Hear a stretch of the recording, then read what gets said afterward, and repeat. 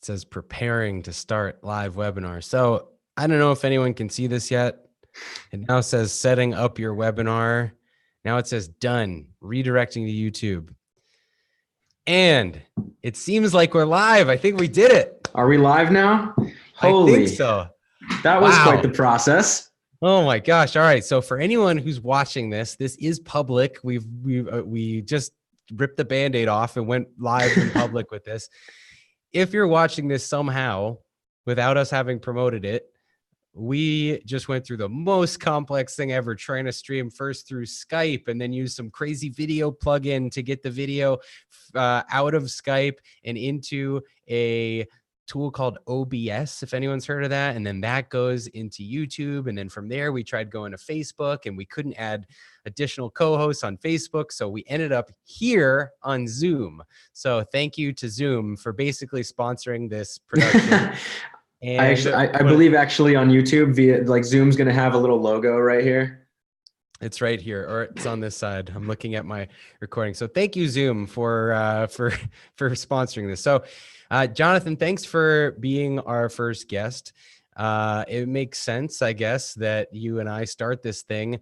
Since back in the organized chaos days when I was consulting, you were one of my confidants and my helpers, and you know this story probably better than anyone.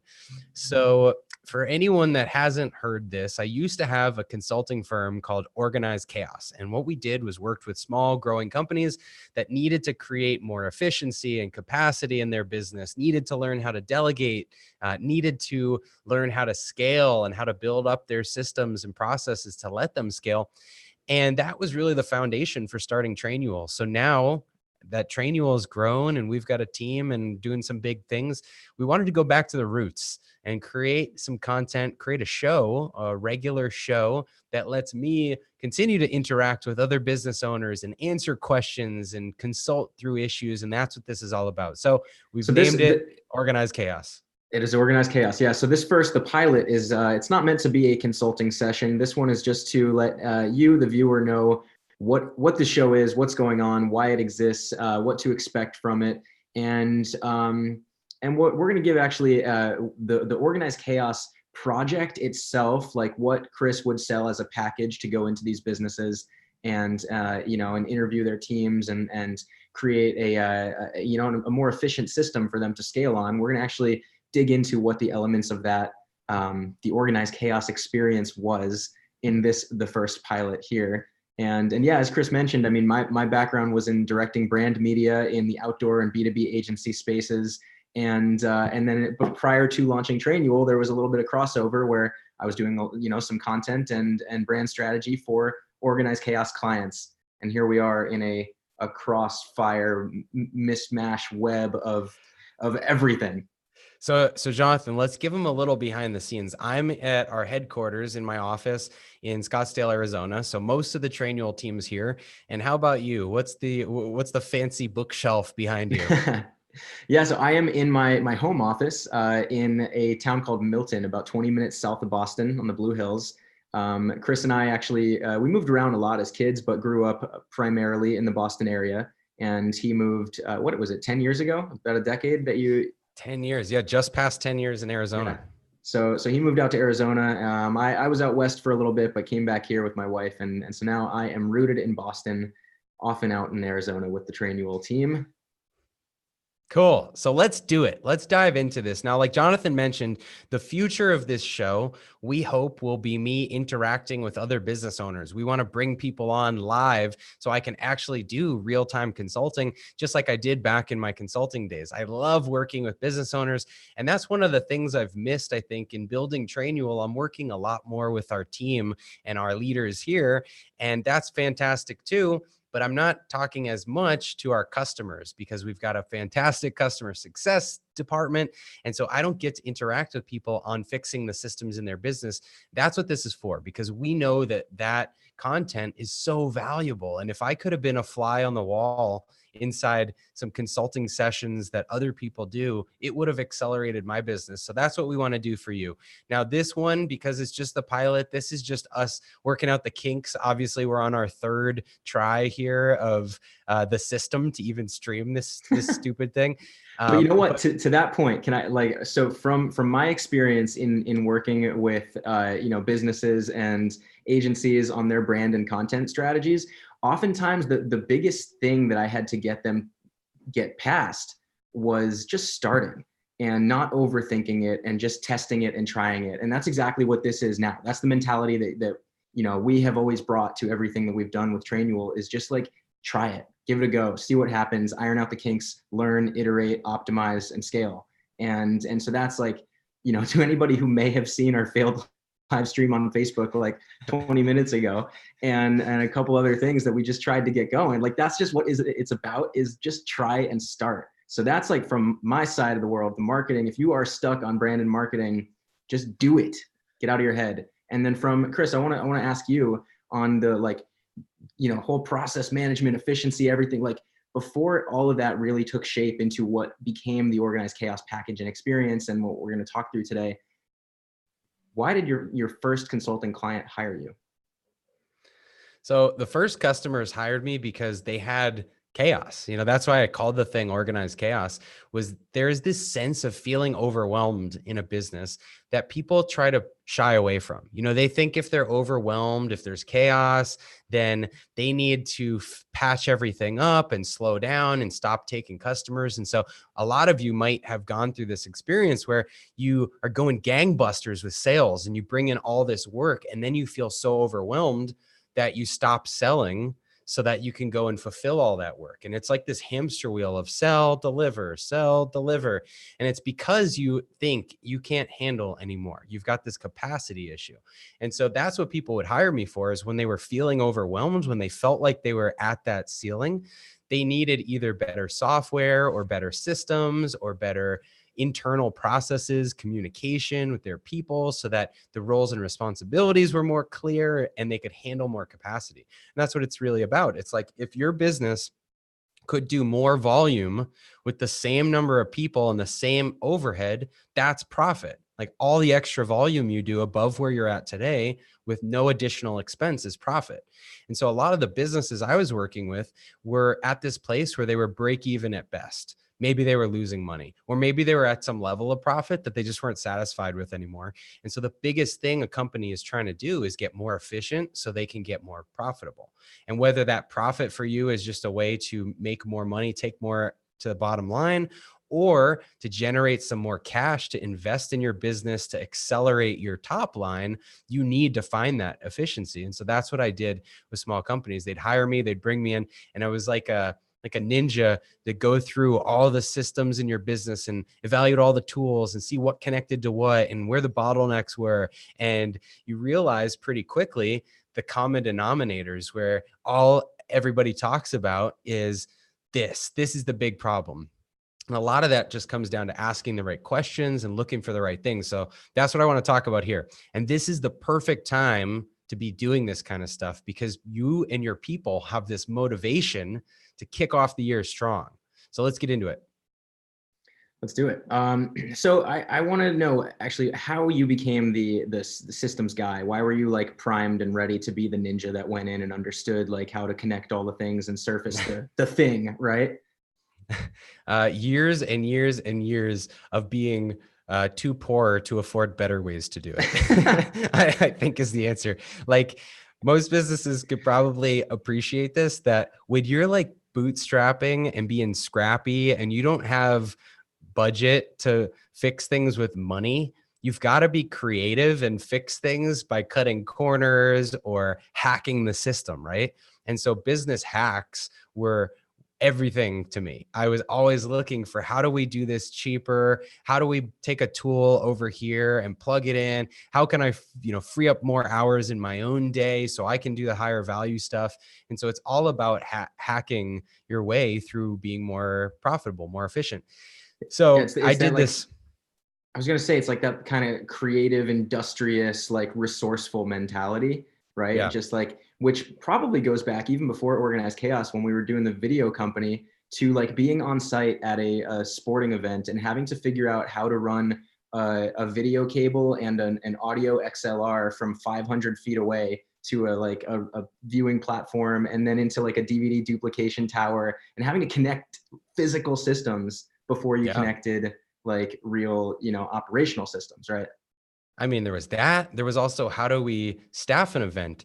Like, how do we find people on Craigslist and get them to show up and, you know, cross your fingers, they're not a serial killer. And you actually like work with this person and, put four strangers in a hotel room together. And, there's a lot of stuff that in those early days, we just kind of ran the business on hope and fumes, but that scrappiness, as you experience more success, you elevate a little bit what you're doing so that you're not taking as many of those risks and you're not running so lean, but you get a little bit better each time.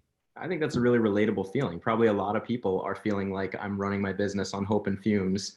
And maybe right now, right after the new year, it's that time where they're like, that's not a sustainable fuel source. And I need to figure out how to scale this more efficiently and effectively. So, all right, let's say, all right, I'm that person. I'm feeling that, and I'm coming to you. What is the first step? Let's talk about where organized chaos begins.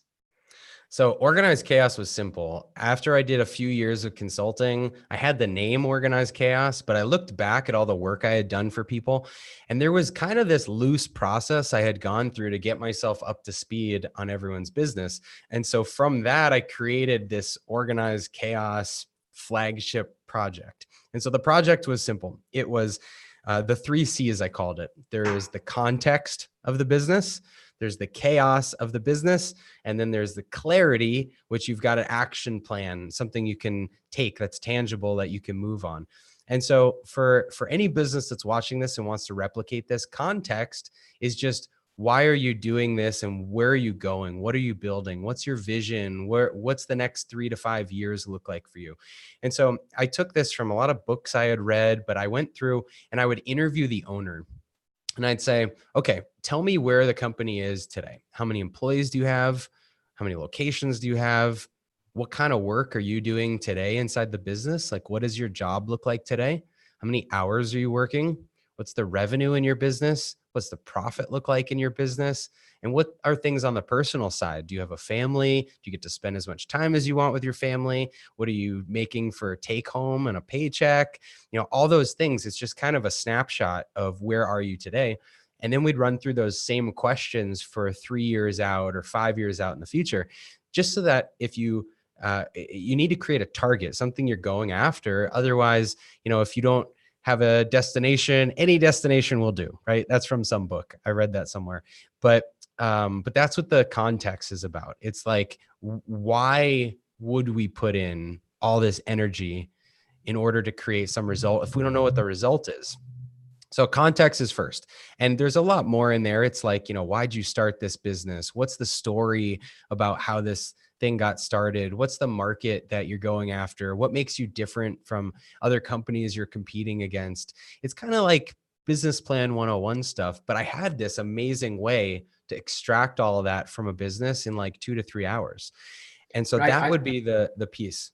I like that you're starting there in calling out the personal side of the business context too, right? Because how important is that? That like for the business owner, the manager, the leader, whoever is struggling with whatever they're struggling with in their business, oftentimes it's a trickle down result of something going on in the personal realm that might be just like unfulfillment or stress or whatever. And so identifying that, and I know that it's very interesting. I don't know how many other people know this backstory, but even the launch of the Organized Chaos Project happened out of you asking yourself those very same questions and a very personal experience. And I remember a video of you in a dark room when you announced what it was. So talk about that real quick. Yeah, I forgot about that. So I was in this co-working space and they had this cool video game room with bean bags and Xbox and a cool TV, and no one ever used it. And so when I was launching that business, I went into the box and I'm sitting there and it looked like I was in one of those real world confessionals, where everything's black around you.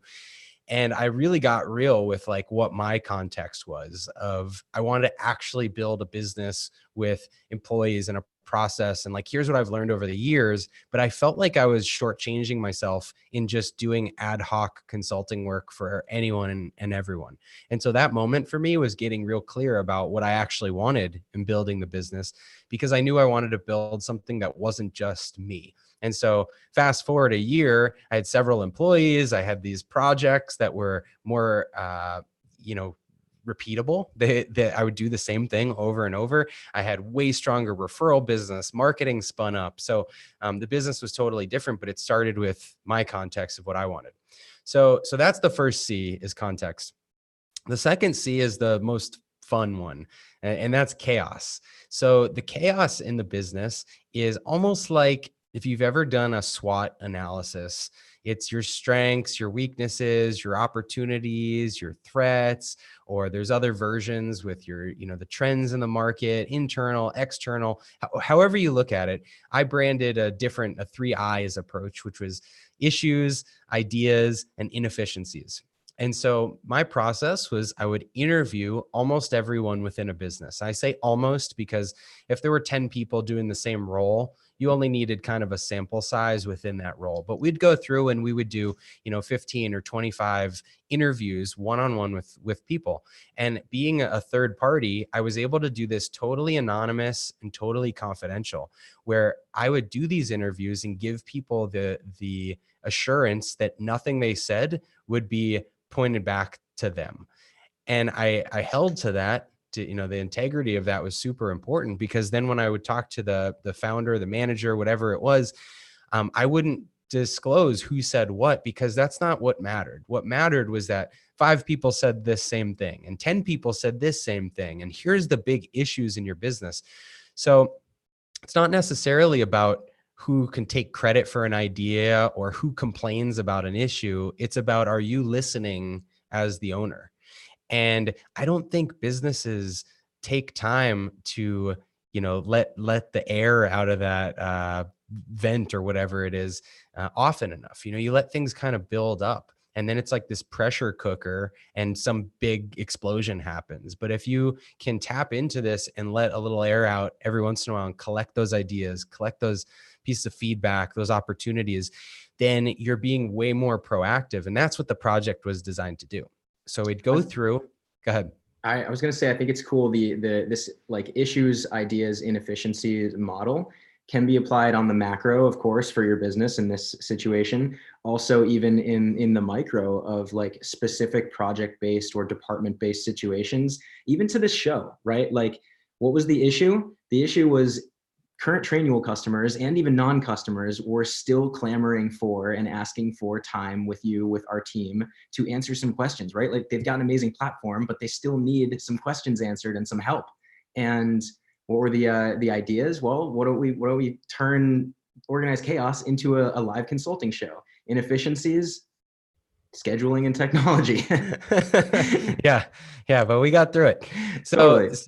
So if you're not bringing in a consultant to do this kind of work, which you don't need to, you can do it yourself with just an online survey. You can use a Typeform or any of those other Wufoo or SurveyMonkey, and you can make it so that responses are anonymous. And if you make it so they're anonymous, you're going to get a lot more real feedback. That's my experience, at least. And you want to collect that feedback from people. So I recommend doing it at least annually. Some businesses, you might do it quarterly, or you might do more frequent check-ins, but at least annually. Give everyone an opportunity to share their feedback, to vent their complaints, to air any problems in the business, to suggest their ideas. And it's really amazing, because then what you get from that, from all these survey responses, is you turn negatives, you turn complaints into opportunities, into projects, into tasks, into ideas. And when you go through that process, you end up with a task list of hundreds and hundreds of things you could do inside the business, which is a gold mine. You're getting things that could increase your capacity, things that could increase your revenue, things that could increase your profitability, things that could make the workplace a better place to work for your employees, which in turn leads to better retention and more employee referrals. And so you want to collect all that feedback And that's part of the chaos process of this. So next, you can't do everything. And that brings us to the final C, which is clarity. And so when you go through that list of all these opportunities, the first thing that you're going to do is cherry pick the easiest stuff. It sounds counterintuitive because you figure you've probably heard for years, like, work on the biggest, most important thing first. Start your morning with your most important task. But when you're trying to develop some momentum in your business, you need to show progress. And if the first thing that you pick off from your list is a 9-month project, you're going to lose your entire team's motivation to continue to contribute. So what I always did was I took that master list, the huge list, and I'd pick off the things that were the smallest, things that could be done within 2 weeks. Now, some of these things might be like, your accounting person would like a second monitor because they're having to go between spreadsheet and spreadsheet on the same tiny monitor on their laptop. And that's why they wish they could work from home, because they've got a bigger screen at home. But if you could just buck up and spend $100, they'd be so much happier at the office. Think of how far that goes. If you get that kind of feedback, and one of the first things you do after going through this process is to buy that person an external monitor. That is real, tangible momentum. Like, you're creating something in the business. And so you look for those little things that are like, oh, the sink is leaking, or I noticed something's misspelled on our website and it's been 2 months and no one's changed it. Or, the like, my chair is broken, or, like, it doesn't recline anymore. And as quick as possible, fix those dozen things. Because what that does is it lets you report back to your whole team and say, thank you so much for all of the amazing ideas. Here's the 10 things or 12 things that we did in the last week. We really value your opinions, your feedback. And you might even go as far as to, like, have a company happy hour or something to celebrate all these awesome ideas and get people hyped up.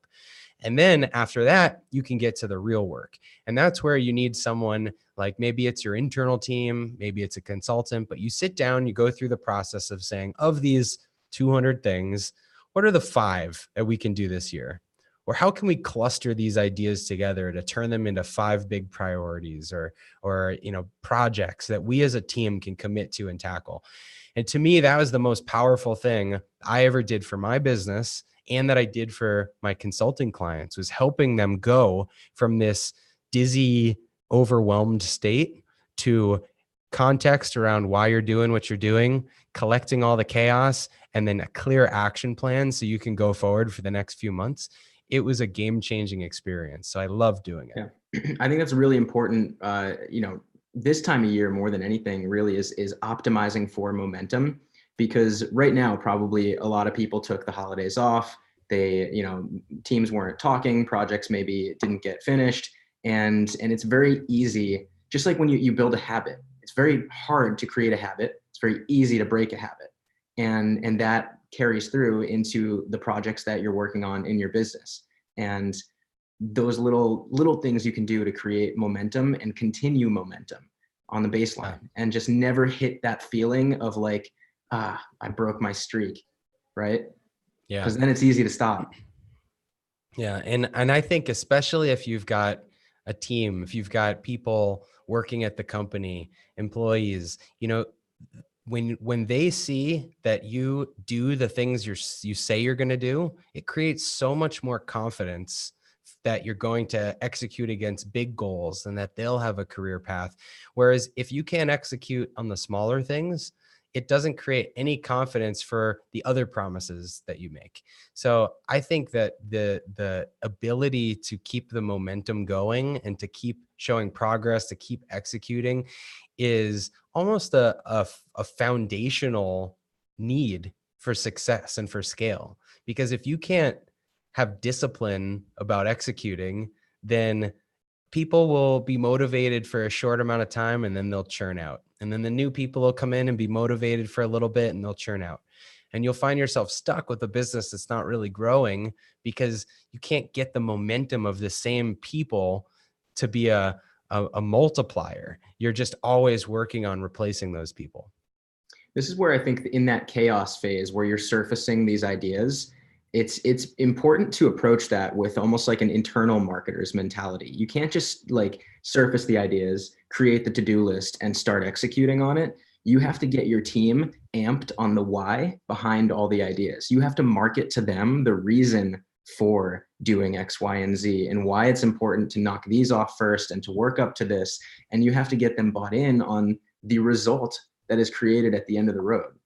Yeah, that's carried through to even within Trainual. In my presentations, my speeches, I say you've got to have a reason to write, which came from the writing for the Inc. column that I did. They try to get you to brainstorm your headlines before you submit the article, because they want to know that people will have a compelling enough reason to even click on the article before they read the rest of it. And it's the same for your people. If you want them to do some big project and to execute this thing, what's the headline? Like, why are they doing it that gets them excited to click in on that and go deeper? And here's a headline hack: write 20. Your first headline is never the one that's going to work. Get the bad ideas out first. All right. So our viewer, they're going through this process. They've done the context, the chaos, the clarity. They're starting to check off the small boxes so they can work their way up to the big project. They're really feeling the momentum. They've organized some of they've taken everything out of the closet, refolded and organized by color and by size, etc. What's the next step? How do you ensure that like, are there systems that you recommend? Are there like how do you create accountability and ensure that momentum continues? Yeah, so you nailed it. I mean, that whole process is organizing. It's creating clarity, creating structure so that you have a plan. But once you have a plan, you've got to execute on that plan. And that comes down to three things. It comes down to resourcefulness. Like, are you going out and finding the resources, recruiting the people? Do you have contractors, or do you have other firms that you can work with to get stuff done? It comes down to accountability. Do you have a good system for holding your people accountable and holding yourself accountable? And that could be like a meeting schedule, a cadence. And then do you have the right tools? Are you cobbling together a bunch of software systems that are just super inefficient? Or are you automating wherever possible and connecting the dots to reduce bottlenecks? And so that's what it's about. You organize over here, and then you execute over here, which is just being resourceful, having great accountability, and using the right tools. And so in a nutshell, that was my business. That was 5 years of my consulting business, was this organization project, and then this retainer service of getting things done for companies. So, this is a great way to set up this show, because it for anyone watching for the first time, you can do that in your business. And what we want to be for the rest of this show, future episodes, is the resourcefulness of helping answer questions and being a support outlet for you. We want to recommend some tools if you've got questions about that. And we want to give some best practices on accountability. What do we do for our meeting structure and Trainual?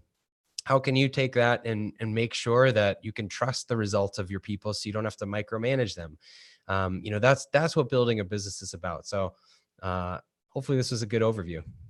I think it was a good pilot setup here. I'm excited to see this show evolve, and I think there's going to be a ton of value provided. So with that, I guess I want to ask, what stands out when you think back to the organized chaos days? Tell me one story that stands out after one of these sessions and the results that were driven. Good question.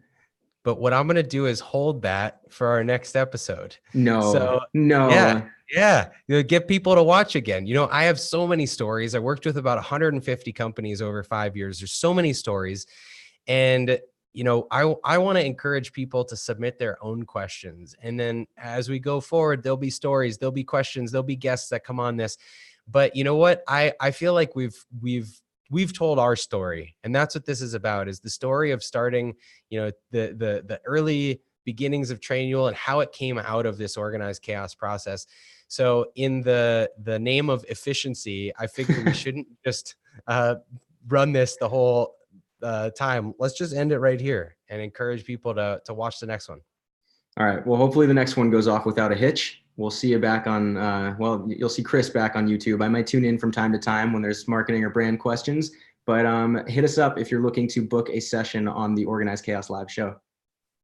All right. And thanks everyone for watching. Josh, shout out to you for being on the live stream. And we'll see you next time on Organized Chaos.